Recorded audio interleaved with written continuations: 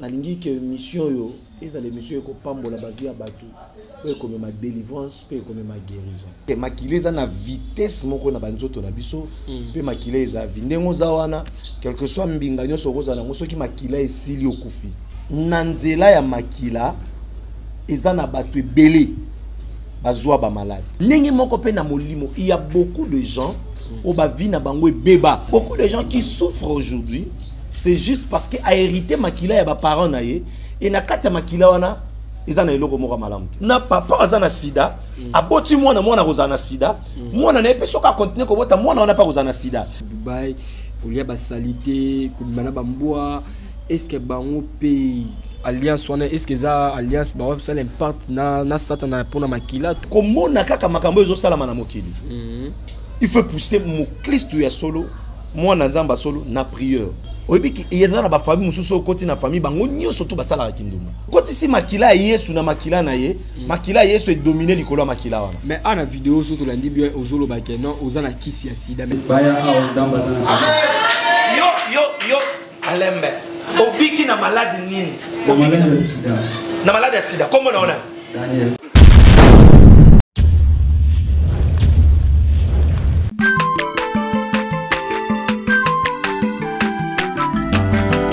Mwana moto te po akosangai abongwa ni pete po awangata Nzambe ya le Nazarien, le Nazarien, le Nazarien, le Nazarien. Bana kitoko koma mukondima atako babakola ki mafuta na musakolima lelo ya yobolingo bateli le Nazarien. Pamboli oye mona na katembeni mama kandelobi koleke mapapu masope mafuta toko kesitana longo na nzambe oyo babenga na makomi Fada, thank you Fada, chami fidèle internaute balandi nyonso toujours bozo kalibaku ya kwa na mission na kati chaîne Nabino yani Nazareth TV na cadre émission Nabino table sainte est présenté par votre humble serviteur Dadi Mukwaya. Je tiens toujours à vous remercier d'être branché sur votre chaîne les Nazareth TV. Je dis un grand merci l'équipe Mobimba les Nazareth TV. Je dis un grand merci à la servante de Dieu Mama Tiffany Mokwa mère boss pour la confiance au PC. Je dis un grand merci na Jiroza si ma caméra pourquoi pas na Alain Kiakala Lobo Kanzambe au Azana Régie lelo table sainte Nazana prophète Tia tous années na Katia plateau Oyo. C'est avec lui nous allons nous entretenir tout au long de cette émission avec le prophète Tia tout le sujet moro est vraiment important na Katia émission au sujet zali les portes du sang ezani abeta so makila batera makila ba importance à makilate c'est avec le prophète Tia to soana par rapport à sujet vous a toujours branché vous a toujours connecté na chaîne Nabino il y a les Nazareth TV avant d'abord on a présenté l'homme de Dieu le prophète non singa na régie a tchep so vraiment cantique aux édifier bana nzambe o sala bana nzambe lokumu aux édifier bana nzambe lo sako mokonzi il y a la servante de Dieu Mama Tiffany Mokwa et puis on se retrouve après cette chanson. Alléluia. Merci le roi de rois.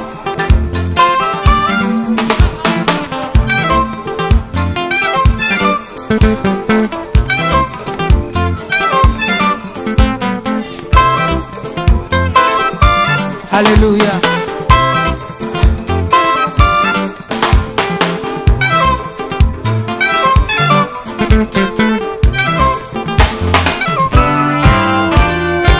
Tombola maboko na yo likolo. Lakisa maboko na yo.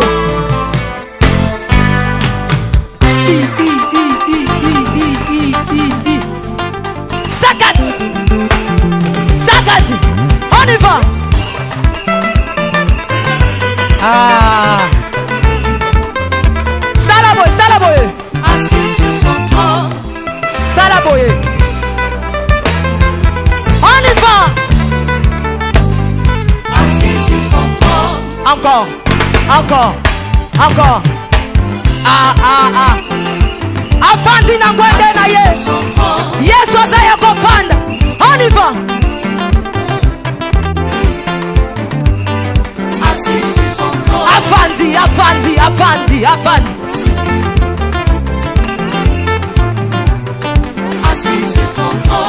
vandisa ye nazomona tetika yesu afandi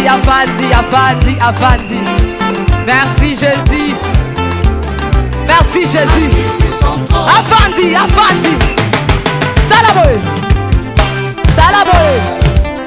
salaboye katela yesu le sako on y va katela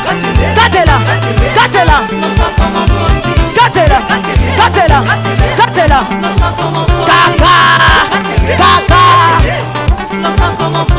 yambalo ya taba ministre bakokata nazolo bakatela ye lo sako katela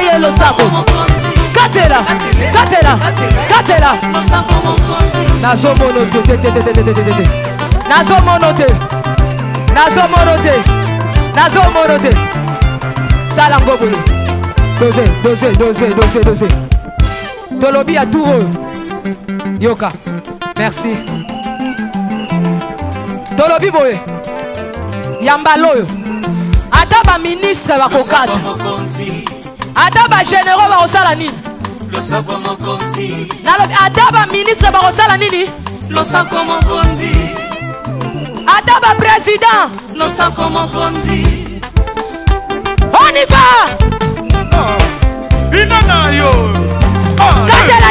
on y va. Voilà, Naébichan, ça fait vraiment plaisir à Philomène Moukoua monter ma bivence de Yombo et ça fait plaisir à celui qu'on appelle 3 fois boss Jack Pro depuis France. Naébichan et ça fait vraiment plaisir. Na aussi on a Jires aux ma caméra à fond la caméra on a présenté les prophètes Tia sans plus tarder on peut sa prophète Malouba. Bonjour à l'homme de Dieu. Bonjour papa. Bonjour. Santé millions de Dieu. Ngolo Nzambe les Nyonso. Moi gentil par rapport à votre Nyonso bazui libaku ya kolando en ce moment na kati chaîne biso ya les Nazarien TV.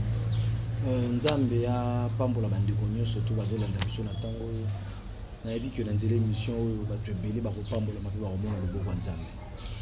Balobi toute chose commence par la prière. On ne peut pas commencer cette émission chrétienne surtout quand on a maboko ya Nzambe prière mobo ya quelques minutes pour Nzambe kumba biso tout au long de cette émission.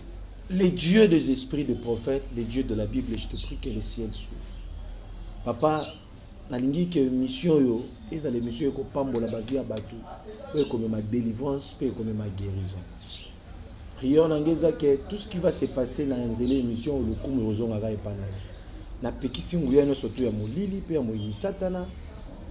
Na déclaré que molimo mosanto akamba biso na kombo Jésus-Christ de Nazareth ndetolobi. Amen. Amen. Merci vraiment le prophète Tia.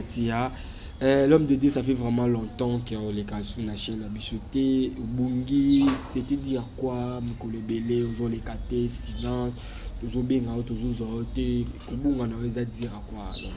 Non, on a la retraite. Ah bon? On a la retraite à 6 mois. On a la retraite à 6 mois. Ah, coup de tongo à Bomoni, on a juste qu'on soit quelque chose, pour la zonga. Donc, on a vraiment la retraite à 6 mois. On a Nzambe yango moni mikolo nazomona na penza te. Retraite à 6 mois Nzambe yomo lobi ke na luka Nzambe retraite on sani za jeune prière tout là que ka est-ce que mon batami o kelinga. Non, ils a retraite ya jeune prière, naza na Zamba mais nazo ki tara pona ba programme ba culte. Yango moni pe lelo na kiti na tongo parce que akito bongisa culte ya lobi dimanche et puis je vais encore rentrer naza pe na ba réunion faut pe na zolo au monde anda quoi. Ils a jeune et prière. Ils a jeune et prière. Ok, merci vraiment le prophète Tia. L'église ça marche, maintenant c'est le marché. L'église est ok de malam ou vraiment Ngolo Nzambe. Ngolo Nzambe vraiment église est ok de malam. Mission alpha passer tout ça là qui va maintenant que l'église ya prophète Tia Ezawa puis église des maison église mère Ezawa. Tous en avenue Lusanga numéro 21 na commune Ngaba. Lusanga numéro 21 na commune Ngaba. Est-ce que à récupérer. Est-ce que l'église est allée? Ok, merci vraiment l'homme de Dieu. Tout côté un sujet autour de le parc du sang. L'homme de Dieu est belé batou baé baka parc de ces années. Makila les années expliquer plutôt d'abord makila les années makila parce que tu es battu makila oyo yeso okufela biso makila oyo bandoki pe bazala makila na bango ya makila otomona bomimbo makila ni to lobela iska makila ya spiritualité to makila ya moto physique. Makila premièrement nanu makila eza vie. Makila eza vie ya moto. Parce que l'âme de la chair est dans le sang. Âme ya moto. Eza na kati ya makila. Moto aza corps, âme na esprit. Donc moto aza nzoto oyo ememi âme na esprit. Maintenant âme eza siège ya ba idée, eza siège ya ba pensée. Donc âme na yo nde eza yo. Esprit toza nango eza molimo oyo Nzambe a déposé kati na biso. Nzamba souffla na Eden Bible na biso mutaza keko et Dieu souffla dans ses narines un souffle et l'homme devient un être vivant. C'est ça l'esprit Nzamba tchakat na biso. Mais âme ndeza yo. Moni ndenge za biso ba bengi okombo na yo. Do yango nde âme na yo. Moni maintenant âme wana ya mutu ki yo wana efandi na nzoto kate me efandi na makila. Yango mona ba famille mosusu soko sopima ozokisi ndeko na bango il faut futa parce que makila ils ont la puissance. Pour nous za normal au tambola wana na nzoto na yo nombre ba litre ma kilo za nango na nzoto ils ont roulé na 60 na vitesse ya 60 km par heure. Moni tant to kumba mutuka na ba isa ki biso ba bi que pour tambola na mutuka na vitesse ya 60 km il faut les sika yo yebi bien soit fait dans la boulevard. Et ceux qui sont dans bout faut dans nzela oyo yebi bi ozo maîtriser bien. C'est que makile za na vitesse moko na banzoto na biso pe makile za vindengo za wana quel que soit mbinga nyoso koza na ngoso ki makila esili okufi. Parce que logo ça la que fonctionner za makila na. Parce que âme na yo nde eza na makila. Ndenge moko makila eza na nguya na vie ya mutu na physique boye. Ndenge moko pe makila eza très très important na spirituel ya moto. Parce que nanzela ya makila eza na batu ebele bazwa ba malade. Nanzela ya makila eza na batu ebele bakufa po azangi makila. Eza pe na batu mususu akufa po azwi infection na makila. Donc makila eza mystère. Makila eza mystère mobimba. Ils ont ma bombe à mobimba parce que makila ils ont puissance. Makila ils ont puissance et c'est pendant makila ils jouent un rôle important dans la vie à moto spirituellement. Est-ce que ceux qui moto vraiment na faire clair question là est-ce que makila est important dans la vie à moto? Tout la vie à chrétien makila est portera nini la vie à moto étant que chrétien. Makila est très important dans la vie à moto. Médicinement parlant. Ce qui est pas minganga baroyo ce qui makila est important mutu fois na makila po tambola mutu fois na makila po za nzoto makasi. Ndenge moko pe na molimo il y a beaucoup de gens au ba vie na bango beba. Ezate po asala ki mabe. Mettons mususu par rapport il y a makila ya famille o ya botamina. Il y a beaucoup de gens qui souffrent aujourd'hui, c'est juste parce que a hérité makila ya ba parents na ye. Et na kati ya makila wana eza na eloko moko malamu te. Exemple moko nazo kene na yo. Oko remarquer que makila soki neti toke na hôpital. Tant tokendaka na hôpital docteur eloko nini eyebisaka biso ke oza na malaria, oza na typhoïde, oza na amine. Ba okozwa yo masuba, ba okozwa yo salité bazwi yo examen. Maintenant, tant que bazui makila na yo bakie nango na microscope, batie yango na appareil. Nde sikoyo docteur akotuna makila na yo question. Makila na yo nde ko répondre que na kati nanga malade eza boy, ou soit eza malaria, ou soit eza typhoïde ou bien boy. Pourquoi? Parce que makila est lobaka. Le sang parle. Makila est lobaka. Pour nani nabi makila elobaka. Ce qui tobi totanga na mukanda ya Genèse. Chapitre 4 na verset na yango 10. Bible lobi na biso. Genèse chapitre 4 verset 10. Et Dieu dit, qu'as-tu fait? La voix du sang de ton frère crie de la terre jusqu'à moi. Nzamba yoki mungongo ya Kayente. Ben nzamba yoki mungongo ya makila ya Kayen. Parce que ya makila ya Abel plutôt. Nzamba yoki mungongo ya Abel te. Ben nzamba yoki mungongo ya makila ya Abel. Pourquoi? Parce que le sang parle. Les théologiens nous ont prêché que le sang de Jésus a seulement le pouvoir de pardonner les péchés. Voilà, les théologiens. Les théologiens, que makila ya Yesu elimbisaka masumu. Mais moi, je bien vérifié dans ma Bible, je vite compris que le sang de Jésus n'a pas seulement le pouvoir de pardonner le péché. Ah bon? À part le pouvoir de pardonner le péché, le sang de Jésus guérit aussi. Car il est écrit que c'est par ces maîtrises que nous sommes guéris. À part le pouvoir de guérir, le sang de Jésus donne aussi la victoire. Car il est écrit, ils l'ont vaincu à cause du sang de l'agneau. Amen. Oh my God. Ah, donc une église. Voilà. Donc, makila et l'obaka. Déjà la même makila. Ouais. Makila et l'obaka. Pour nous dire makila et l'obaka. On peut remarquer il y a des familles où que mutu famille oyo bazana lien wana ya makila bazana malédiction ya makila on peut remarquer en ndengeni on komona na famille un exemple bango nyonso bakufaka kaka na maladie tant mususu ya diabète omona papa zalaka na diabète moi n'a pas eu diabète oyo asu diabète yaya na mboka zalaka na diabète oyo diabète oyo diabète o wana kuna bali makabezo simba te o pe makabezo simba donc omona bozo vivre malédiction à makila et ça là que va vivre na uniforme familial. Uniforme familial na sorte nini. Au comment on a que ba o babala bazo vivre vie moko ndetika bato babala te. Muto za na poto mais azo vivre vie moko kana bande kone bazana Kinshasa. Oso mona que o azo souffrir. Bino sobo se retrouver na ba même problème. O mona que na famille muto azo bimisa muto azate. Muto azo luka bimisa muto lien wane zo bendaye. Pourquoi? Parce qu'à chaque fois zo luko avancer. Ce qui makila na bino za na ba réclamation. Makila wane ko banda ko loba. Abel Kaye pouvait aussi kokende na ye. Kaye atabomaki ndekoni Abel. Akoka kokende na ye pe akei na ye. Mais makila ya Abel ezokanga vengeance, ezokanga punition. Ozo comprendre. Ezana ba makila mususu ya ba famille na biso eganga ka pauvreté. Omona mutu abandaka makambu bien. Mais soka bandi makambu tango azo avancer, c'est comme si loko moko ezozongise na sima. C'est juste parce que ezana malédiction moko na makila.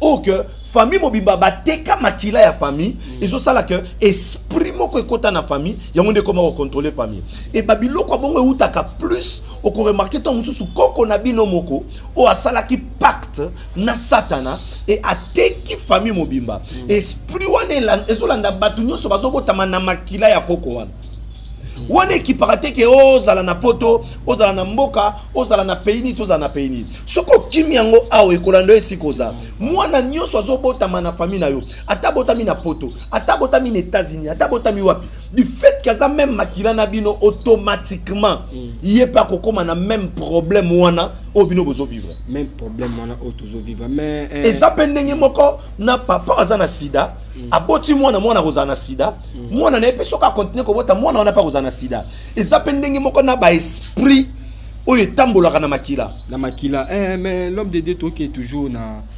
émission la biso te part de ça mais le lot mona ba fio bazo ki ne ba Dubaï solo à Dubaï phénomène Dubaï ba fio ki ba Dubaï pour lier ba salité ko bana ba mboa est-ce que ba on pays alliance wana est-ce que ça alliance ba ça l'impact na satana pour na makila to ezaka juste un phénomène normal non problème ma cas c'est ça et loko ezo sala passe kotala ba image wana omoni na bande ko ibisa bande ko moko lobby ba ki lukanga pe na zamba na bisi bango na obi que moni ba bisi na prophète pourquoi yoko mi kanga boye o gêner o mitika na isi bango non omoni na temps otoza mutu azo comprendre temps pe mutu azo comprendre makamba molimo il faut aluka nzambe aluka nzambe pourquoi parce que comme na kaka makambo ezo sala na mokili il faut pousser mon Christ ya solo moi na nzamba solo na prière Donc c'est très important. Il y a des gens au bas salango bongo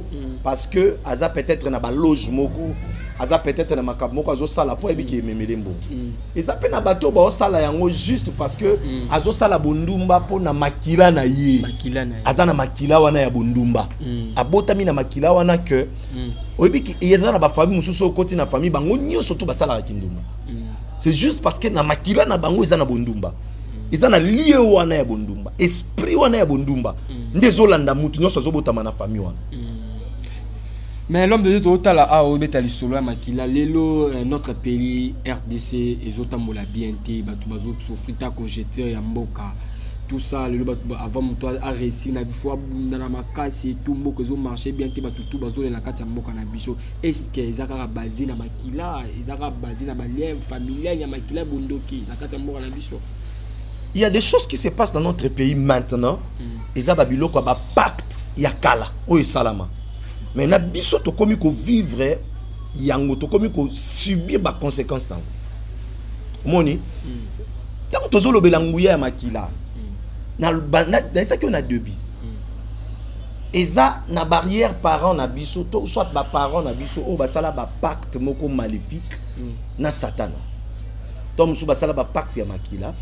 Après sa famille mobimba mais nanzela ya makila tango akabi famille mobimba nanzela ya makila que batu nyonso bakobota na libota na ye jamais mutu moko akobonga ou soit bakobala mais bakobota te ou soit bakobota bota mais bakobala te yango wana ozomona ezolanda bana ya bana tilelo eza pe ndenge moko na mboka eza même na bato bazalaka avant o basala ba pacte ya mabe na monde atene et ça même na bakonzi ya mboka o bazalaka avant wana toko kota ngo mukolo mususu toko fungola ba makambo parce que il y a même toko fungola ngo mukolo mususu nzamba pambola. OK, voilà l'homme de Dieu non singa d'abord na régie pas Alain Kiakala a tia biso na vidéo oyo ya mutu oya biki na sida azaki na maladie ya sida et puis tous on allons tout décortiquer non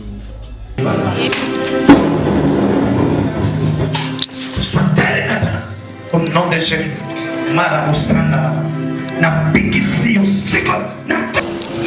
Alléluia. Au bazalaki vendredi peut-être.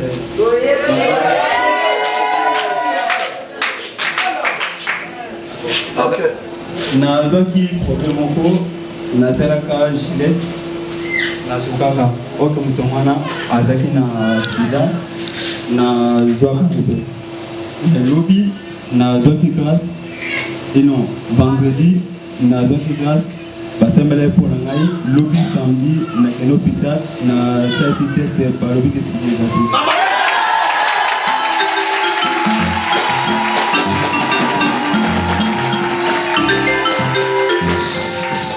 Alléluia. Asa moi na classe. Vous avez G3. Naïsta. Ok. Ayaka église chaque jour. Tout le monde a kaya. Chaque jour à l'église. Depuis Aya, jour de Sakoli, dans le but, ça va être la ça va être sida. Ça va être vendredi. Hier, ça va être quoi ya? Alobi, à qui a sali examen? Sida. Na sida. Et yo kaka kombo ya nani? Okoye bisali na batu nyonso bazoyo ko pe ba bazola. Na ba oyo bazo kanga sikoyo bazo chatebe baya awa nzamba sana. Yo alembe. Obiki na malade nini? Na malade ya sida. Na malade ya sida. Kombo naona? Daniel ofandi wapi? Na bon marché. Na bon marché na veni nini? Na avenue aérodrome. Aérodrome. Face à Ista. Na face à Ista. Donc ça moi na mouchetu. Oui, na moi Ista. Na bani parti Betela Yesu maboko bien.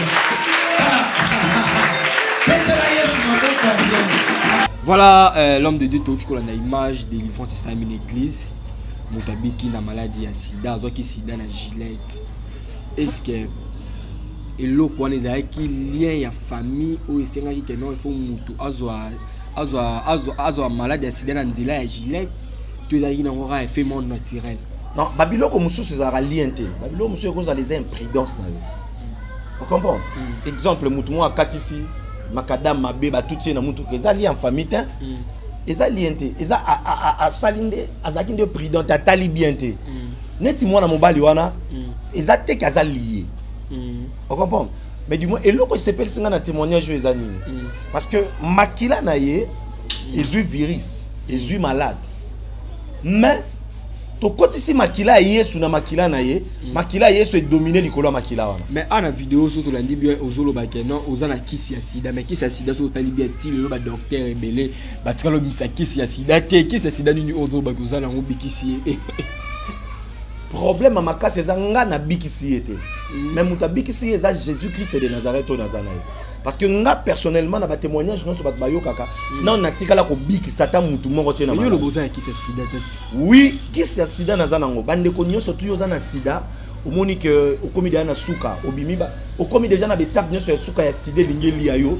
nga na kisi ya sida on a coupé ça yo pour biki mbala moko témoigner de quoi na témoigner dans 2 jours il y a 2 jours vidéo on est à vendredi na dimanche donc tout ça tout PC qui c'est sida vendredi dimanche à biki au PC qui c'est sida omi docteur qui c'est sida on est ani lob di qui c'est sida tozolo peut-être ozo comprendre te qui c'est sida bible lobi na biso boy na bande ko loba boy les théologiens baté ya biso mabe ba bisa biso kaka ke makila yeso limbisa masumu mais na vérifier na bible nanga à part ko limbisa masumu makila yeso bikisa malade. La Bible nous dit que c'est par ces maîtrises que nous sommes guéris. C'est que ce qui même makila la famille n'a pas une malédiction. Makila ya Yesu. Et que l'on la malédiction parce que malédiction makila wane salarani. Ce qui famille n'a pas une malédiction makila wane bandoloba. Ya famille n'a pas une malédiction. Mais la Bible nous dit ceci que le sang de Jésus parle mieux que le sang d'Abel. Ce qui makila ya ndeko ebande ko loba sida to pesie makila Yesu ameli makila Yesu comme loba guérison. C'est pour cela dans le Bible que la Bible dit c'est pas ces méthodes que nous sommes guéris. Qui si ya sida eza makila Yesu. Ce qui muto azui makila Yesu na vie et longolaka sida et longolaka infection et longolaka diabète et longolaka prostate et longolaka quel que soit combo malade aux anango makila Yesu pesa kalobiko. Mais l'homme de Dieu est-ce que vraiment témoignage tout mon frère azolo est-ce que ça vraiment kionate parce que bino le prophète ebele bon moi ça va kiono rosa au lesa kembongo alika à la scène ils ont un théâtre moi parce que tout mon qui il a téléphone temps à comboter prophète morope et comme là qui a délivrer qui nganga moro boelo nganga na lobi ko bayokana mbongo bayokana ki na esimba kite témoignage des qui a faux le nganga na lobi que famille na ye ba komi ko rejeter ya nganga te qui juste cop mais yo pe loko ezama kionate l'homme de Dieu. Problème manka César-nini. Omoni neti ba tout oyo ba lobaka plus ba makiona.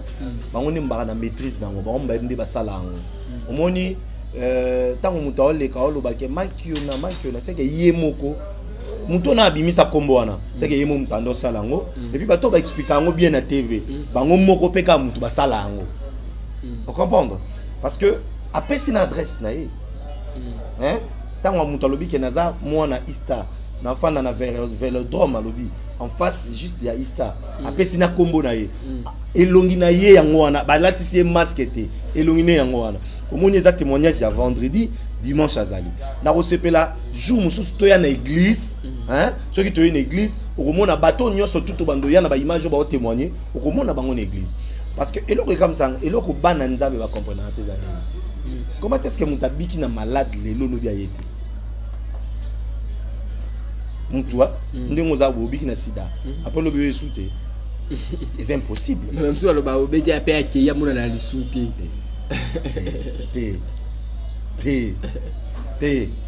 Moutou yesu abikisi. Est-ce que oui Pierre na Bible, Pierre a landa Jésus aveuglement à cause d'un miracle. Donc amoni pêche miraculeuse. Donc yesu c'est bois kamona matanga bois ka zui mbisi. Automatiquement il se fait tika landanga donc atiki koloba bambisi o abande ko kende ko teka na wenze mais alandi yeso ebisi suis moi je te ferai pécheur d'homme donc ye bambisi esika ko teka bango ezalaki mais bato esika ko teka bango ezalaki te mais du fait que amonaki bimangu amoni bikamwa ya nzambe alandi Jésus mutu amoni nzambe akanga marana nzambe tu comprends donc to ana tenté ya kosala débat na kati ya makamona parce que moi na mbala na so to ken église to okuta ye to bando kende bozu ba image ya bakirta dimanche to bando lexa bomona ye. Mais l'homme de tolérance selon Makila et bon conséquences nini o ezalaka lelo omona mwasi na mobali balingani mingi bana poso okabwana te ba bi mobali par exemple voyage Jésus mobali to voyage Jésus mwasi na mobité faut ngana to ça la part ya Makila to milana Makila conséquences nini ezalaka na kati ya ba na kati ya maramwana ozo sala na mikolo ya lelo na kati ya mobali omoni Makila eza pouvoir et puis ils ont abattu belé bakota na ba lien ils ont abattu belé ba vie na bango izo kufa à cause ya ba pacte wana auto sala pacte ya Makila auto mela na Makila ils ont malamu te pona bana nzambe parce que nanzela Makila boko sala transfert ya ba esprit nanzela Makila boko sala transfert à part non microbe na ba infection mais ba ndenge moko ba microbe se transféraka nanzela ya Makila ndenge moko pe infection koki koya ndenge moko pe malade ekoki koya ndenge moko pe esprit ekoki kozwa ekolongwa awa ekipa ya muninga mais na nzela ya Makila eza ba pratique moko malamu te yo sala ba pratique abongo za na besoin de délivrance oza vraiment na besoin de délivrance parce que oko vivre vie moko na muto déjà kenda na ye tant tozolo ba ke bateka famille bateka Makila ya famille okansi basala randeni muto akena na mokili na bango ya molili eza lokola na batango akala tozaki na ba loge moko ezaki ba prima couria ezalaki que mutu akia sali pack de sang à livrer Makila na ye nzela Makila wana lobi ke bana nanga nyonso na kobota mo soit ba ozaba kizengi ou bien ba kotanga mais ba kobanda ko sala te ou bien ba bando sala mais ba se retrouver te ou soit ba kobala mais po ba bote ko zala passe donc à livrer famille mais kaka na nzela ya Makila mais yo tu Makila muningo melio pese pe Makila na yo yango so mona ba via ba tebele zo beba na nzela ba pratique quoi ba via ba tebele na nzela ba pratique na bongo batu oyo basi bakushana basi na bango na ba période na bango mabe mani na coucher na mwasi nika parce que ayoki posa mwasi pa ayoki posa faut ba coucher qu'est-ce que conséquence ni dans le monde spirituel et ça là ni dans le monde spirituel conséquence à bon toi qui non physique ils ont saleté on comprend surtout physiquement ils ont saleté et puis on remarque même na temps et ancienne alliance moi na moi so azotanga Makila ko kote sika batu bazate po azaki déclarer le col impie. Comprendre.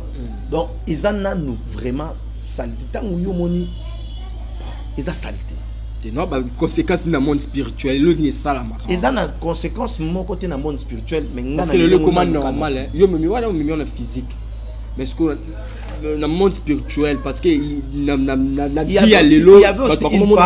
y avait aussi une femme dans la Bible Nathan et Jésus qui avait tout dépensé et pas un médecin a dépensé surtout parce que Moïse loi Moïse et yebisi que mutu ozo tanga Makila ko kote sika bat bazate mais tango akutani na Jésus l'homme de Galilée parce que Jésus Christ abando tambo na bilongi mibale elongi ya liboso ezaki elongi ya grâce elongi ya sima ezaki elongi ya loi yango mwana mwasi wana yaki simbe na sima parce que faki abuka mobeko na temps wana ya banda ko tanga Makila soki bato bayebaki ye bazaki wana bange ba lapide parce que aza impire fafanda na suka mboka ko ki jamais kuya ko kote sika bato baza na Makila na yo mais moi na moi si on a bouki mobeko Moïse ya côté sika batu bazali nazolinga penza te et même débat côté spirituel on comprendre parce qu'il y a des gens c'est tout à fait normal ils appellent na bato OK ils sont normal te mais nazolinga na expliquer kaka batu que c'est OK une médecine ma par là c'est pas bien ils a malamu te so ozo ya na bu na médecine na ba to na médecine on a l'homme de Dieu ozo ba m'importe qu'il est bon ce que bateau ba salaka mutu asili Makila bazong se Makila mutu wana peza amabe parce que na bi religion mo bobo ya biloko wana religion mo bobo ya biloko wana so mutu asili Makila bazong se Makila to so bana kata religion na mais est-ce que ça peut mabe le monde physique mutu le bana monde so aussi Makila bazong sur Makila te okufit yango moni bakufa mingi normalement mutu oyo Makila azana problème Makila naza pasteur naza prophète mais na belaka na kepo hôpital basalinga pe examen soki ils dépendent de malade na belino na ke hôpital basalinga examen koza la pasteur elingi lo bateke na komi robot naza na nzoto naza na Makila na mai na nzoto nanga il faut na kende peut-être après un mois naki basalinga examen natali ndoto surtout musa na biso ya hotel ya oya koganga basali bi examen batalinga ndoto c'est ça. Mais on est là on m'a bêté ne ba témoin des jours non ils a m'a bêté baloba ya so muta sima ki ba zo so makila ils a m'a bêté interdit ils a m'a bêté yango mona ba biloko comme la ba conséquence moko mabe ba kokufa mutasi netinga bon na ko tant nazana na opesa permission na ba biloko bongo te muta beli docteur alobi ke bazongti makila yo boy to sambeli nzambe soki makila ezongi te c'est que faut bazongisa ya munganga donc c'est ça. Ils ont un impact sur le phénomène morte. Et là, on est au coquille koloba na batu nyonso bazuli bako kolando na chaîne biso on so bazala ba problème on so bazala ba putain ba problème on so bazo se passer ba moment na ba impact disa o ba sala na ba basi na bango o ba sala ba buso ba o ba sacrifier ba vie na bango likolo makila message no kolo bango tant que prophète. Na lingina bisa bango boye que moni makila ils a pouvoir pe makila ils a puissance. Parce que to chulo bawa mutu normal na nzoto na fois à la moins 5 à 4 litres ya makila ou izo tambola 60 km par heure. Donc makila ils a puissance, makila ils a pouvoir. Et maintenant ndenge moko makila mutu azwaka microbe na nzela ya makila, mutu azwaka malade na nzela ya makila, ndenge moko pe mutu normal akoki kozwa ba esprit na nzela ya makila. Il y a des familles où ba livra makila na bango na monde à ténèbres. Ils en a ba famille où ba sala ba pacte ya makila où ils ont détruire ba famille. Ils ont remarqué au moins ba famille où ils en a ba pacte ya makila, au remarqué que mutozo avancé, mais chaque fois zo avancer ça ne le comme zo ngise sima. Parce que Bible le binza mazolo ba nayoki mungongo ya makila ya ndeko nayo Abel. Ils ont ba ganga uta na mabele qui ne pananga. Makila ya Abel e bande ko ganga nini pona via ya Caïn et bande ko ganga vengeance et bande ko ganga punition yango zo mona nzambe a punir Caïn par rapport ya makila ya belo e bande ko ganga ezapendenge moko à chaque fois yozo luka opportunité moko ya makasi se présenter liboso na yo okomona makila ya famille na yo ezo ganga célibat po ebomela o libala makila ya famille na yo ezo ganga blocage po ebomela o musala makila ya famille na yo ezo ganga pauvreté yango zo mona chaque fois zo ka mbongo okosala ba projet olobi question na zumbongo na osala be mais soko zumbongo ba projet on ekimi okoya ko se retrouver tant mbongo déjà sili. À chaque fois que vous avez réalisé un projet, vous le diabète, c'est juste parce que makila ya famille est loba, makila ya famille est ganga. Mais lelo na memelo makila na côté puissance ya bondo ka makila ya famille na yote. Mais na ngina la kisayo que à part makila ya famille na yo, ezana makila moko ganga ka koleka makila ya famille na yo, ezana makila ya Yesu Christ wa Nazareth.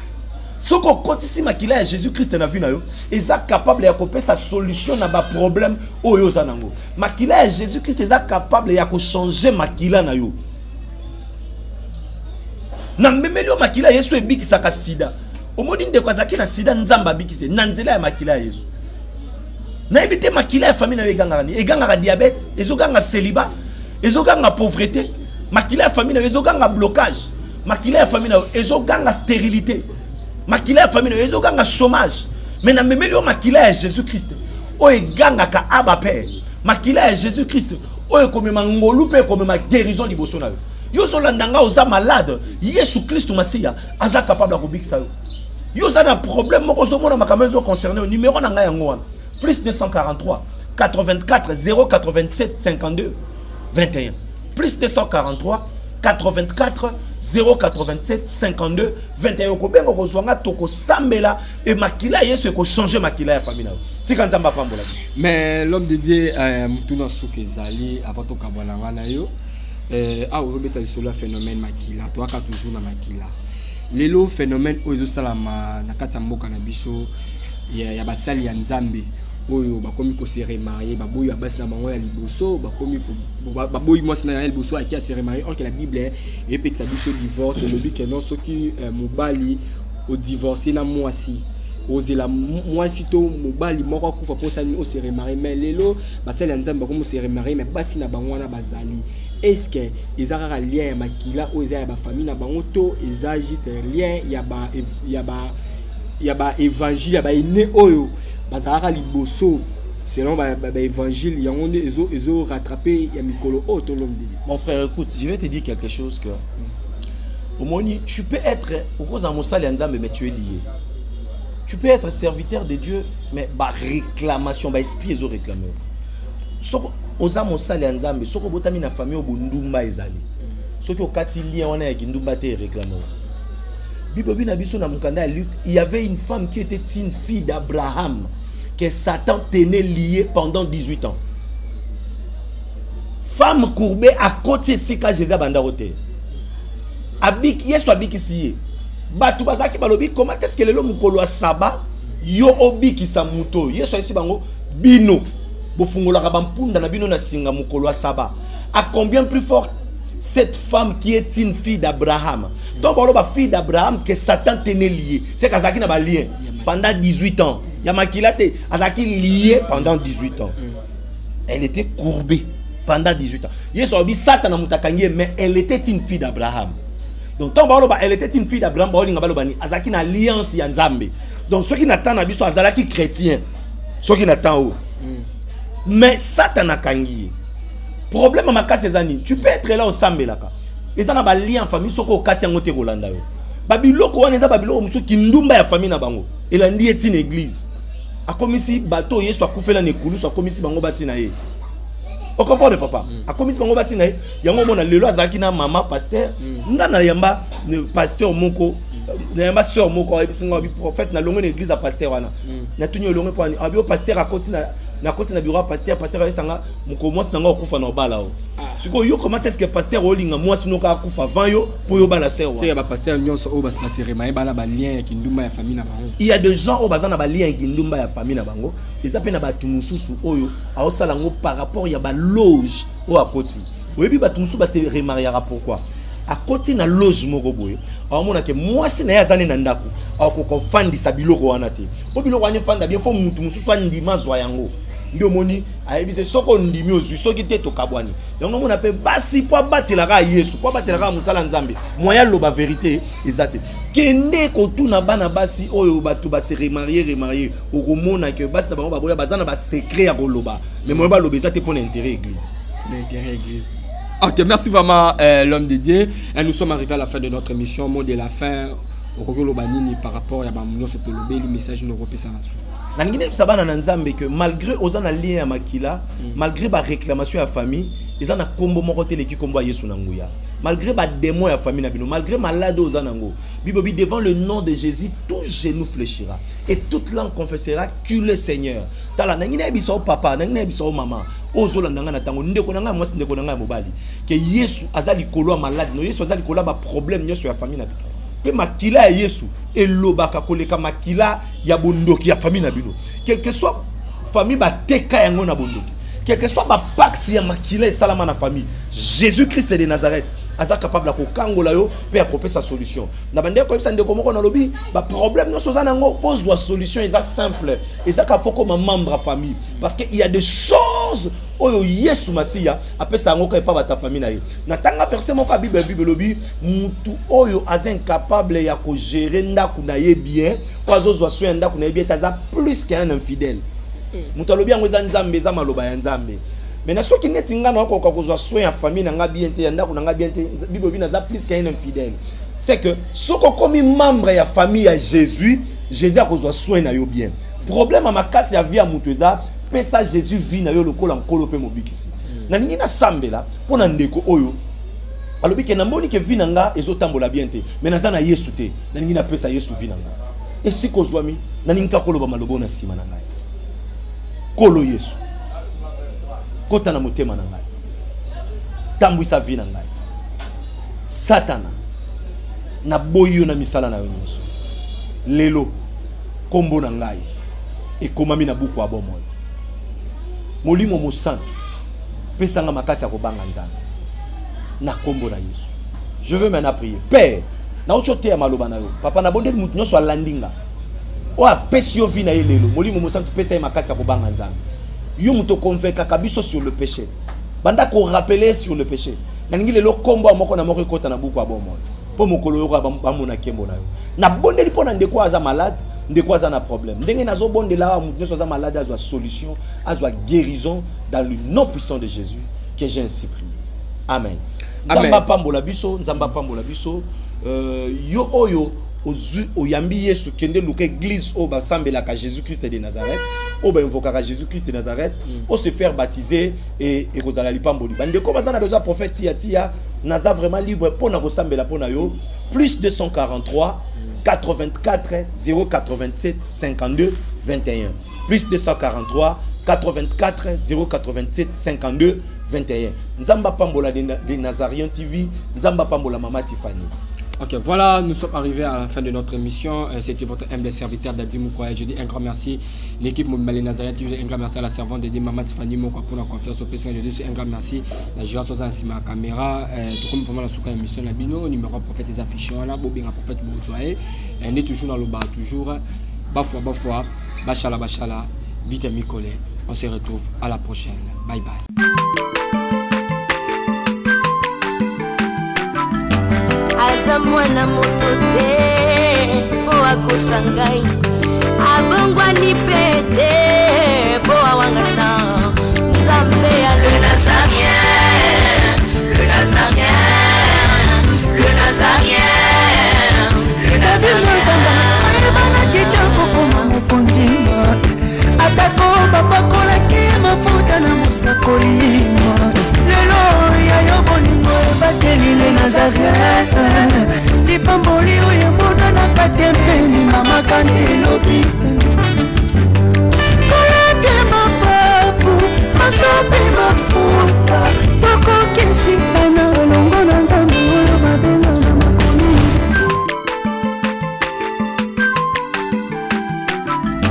aza mwana moto te po akosa ngai abongwani pe te